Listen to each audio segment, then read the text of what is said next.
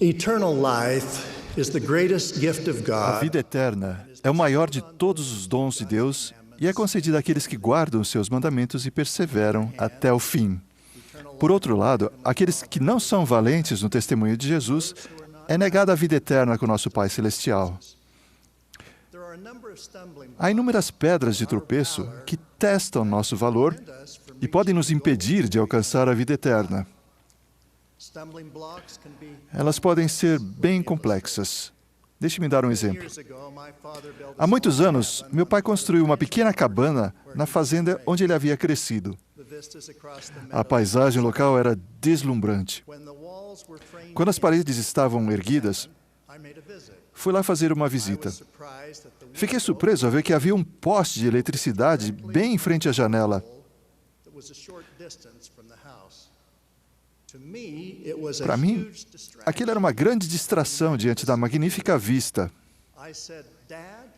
Então perguntei, pai, por que você deixou que o poste ficasse bem de frente para a janela?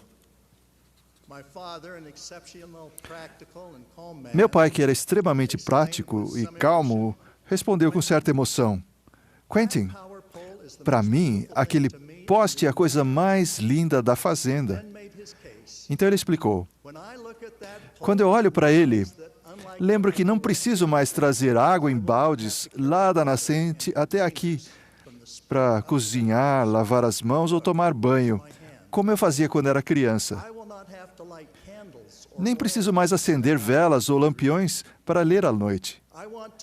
Eu quero abrir a janela e dar de cara com aquele poste no meio da paisagem. A perspectiva que meu pai tinha sobre o poste de eletricidade era diferente da minha. Para ele, o poste representava uma vida melhor, mas para mim era uma pedra de tropeço diante da magnífica paisagem. Meu pai dava mais valor à eletricidade, à luz e à limpeza do que a uma bela vista. Apesar de eu considerá-lo uma pedra de tropeço, o poste tinha grande significado simbólico e prático para meu pai. Uma pedra de tropeço é um entrave para a crença ou a compreensão, ou um obstáculo para o progresso. Tropeçar espiritualmente significa cair em pecado ou erro. Uma pedra de tropeço é qualquer coisa que nos impeça de alcançar objetivos justos. Não podemos permitir que pedras de tropeço confundam ou compliquem nosso testemunho do Pai e do Filho. Não podemos cair nessa armadilha. Nosso testemunho deles deve ser mantido em pureza e simplicidade. A mesma simplicidade com que meu pai justificou a posição do poste na fazenda. Quais são as pedras de tropeço que estão nos impedindo de ser valentes e que confundem e complicam a pureza e a simplicidade de nosso testemunho do Pai e do Filho? Uma das pedras de tropeço são as filosofias dos homens. Valorizamos todo tipo de conhecimento e acreditamos que a glória de Deus é inteligência. Porém, sabemos que a estratégia preferida do adversário é colocar as filosofias dos homens acima do Salvador e de seus ensinamentos, desviando-nos de Deus e fazendo-nos tropeçar. Devido a uma milagrosa e transformadora experiência com o Salvador, o apóstolo Paulo tornou-se uma testemunha segura de Jesus Cristo. A formação singular de Paulo o preparou para relacionar-se com pessoas de diferentes culturas. Ele amava a franca simplicidade dos tessalonicenses e a terna empatia dos filipenses. A princípio, ele teve dificuldades para se relacionar com a sofisticação e a intelectualidade dos gregos. Em Atenas, na colina de Marte, ele usou uma abordagem filosófica, mas foi rejeitado. Já aos coríntios, ele apenas ensinou a doutrina do Cristo crucificado, como ele mesmo afirmou.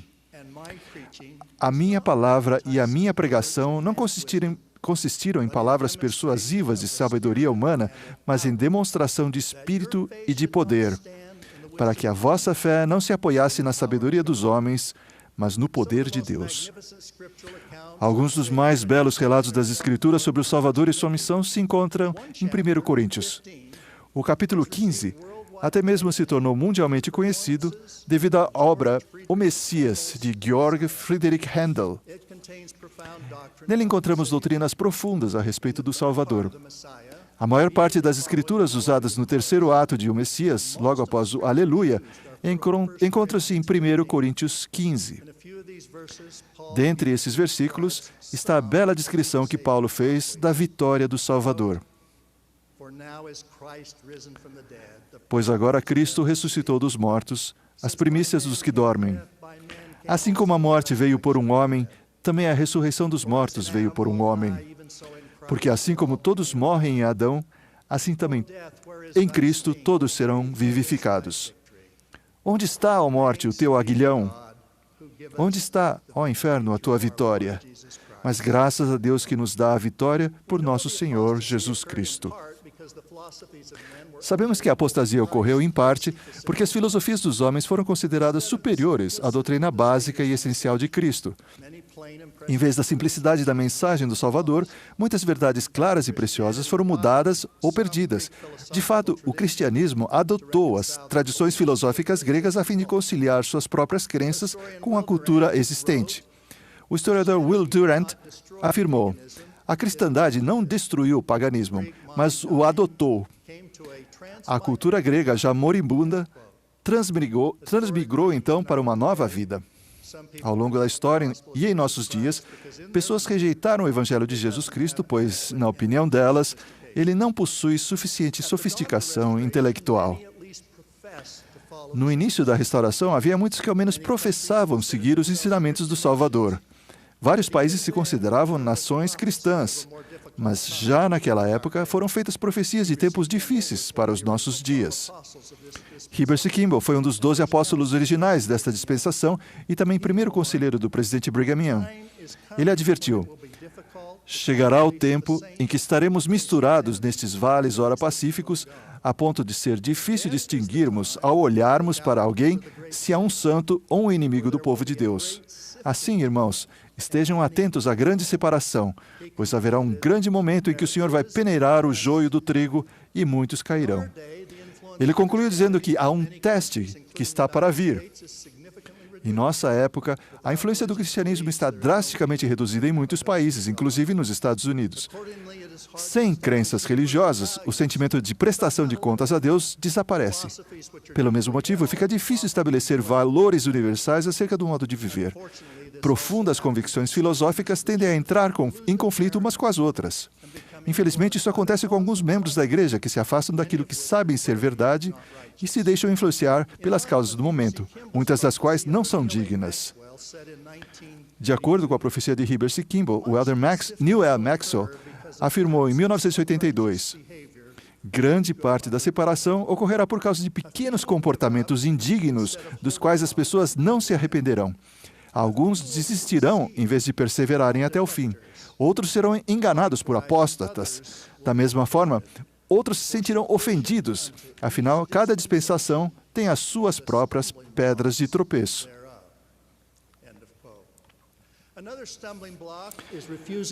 Outra pedra de tropeço é recusar-se a ver o pecado como ele realmente é.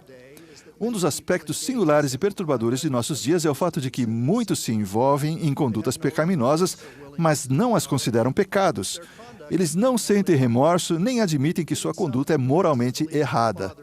Até mesmo alguns que professam crer no Pai e no Filho supõem erroneamente que um amoroso Pai Celestial não deveria impor consequências para condutas que contrariam os seus mandamentos.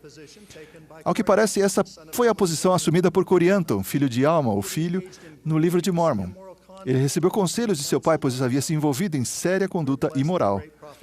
Que bênção é termos o registro dessa instrução dada pelo grande profeta Alma, que havia pessoalmente experimentado o mais escuro abismo e a maravilhosa luz de Deus.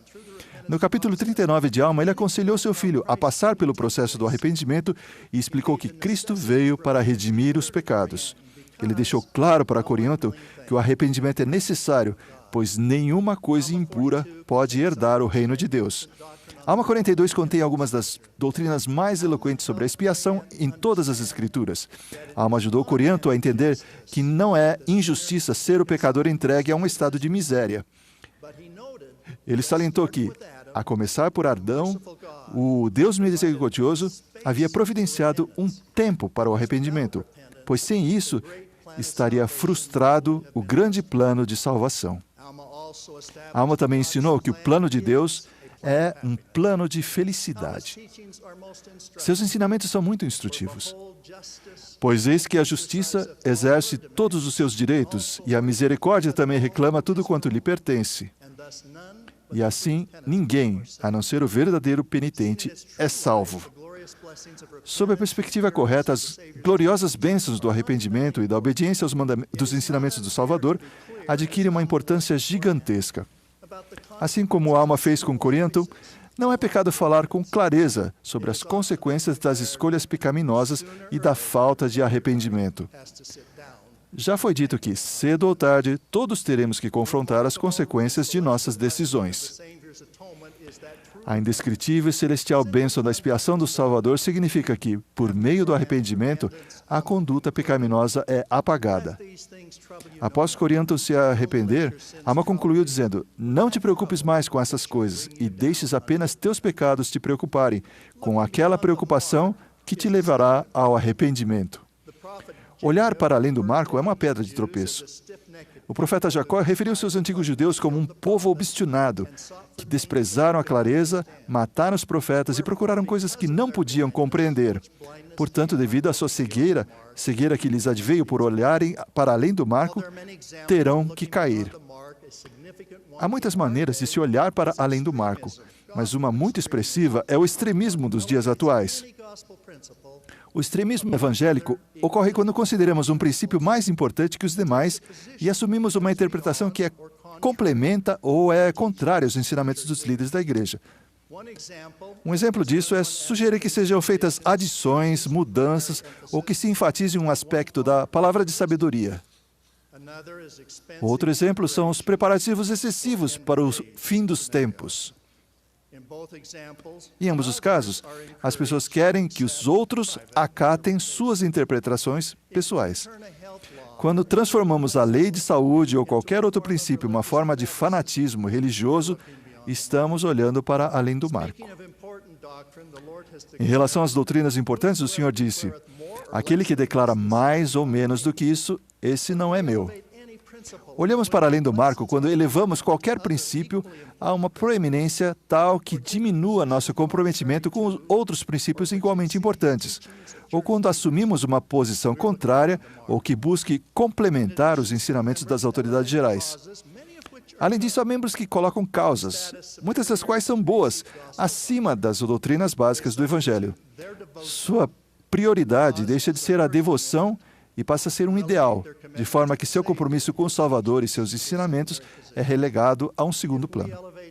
Se colocarmos qualquer coisa acima de nossa devoção para com o Salvador, ou se nossa conduta sinalizar que o consideramos como apenas mais um mestre e não como o divino Filho de Deus, estamos olhando para além do marco. Jesus Cristo é o marco. A seção 76 de Doutrina e Convênios deixa claro que ser valente no testemunho de Jesus é o teste simples e essencial que irá separar aqueles que herdarão as bênçãos do reino celestial daqueles que herdarão o reino terrestrial. Para ser valentes, precisamos focar no poder que Jesus Cristo e seu sacrifício expiatório têm para sobrepujar a morte e, por meio do arrependimento, sermos limpos do pecado e seguirmos a doutrina de Cristo. Também precisamos da luz e do conhecimento sobre a vida e sobre os ensinamentos do Salvador para nos guiar no caminho do convênio, que inclui as ordenanças do templo. Precisamos ser firmes em Cristo, banquetear-nos com sua palavra e perseverar até o fim.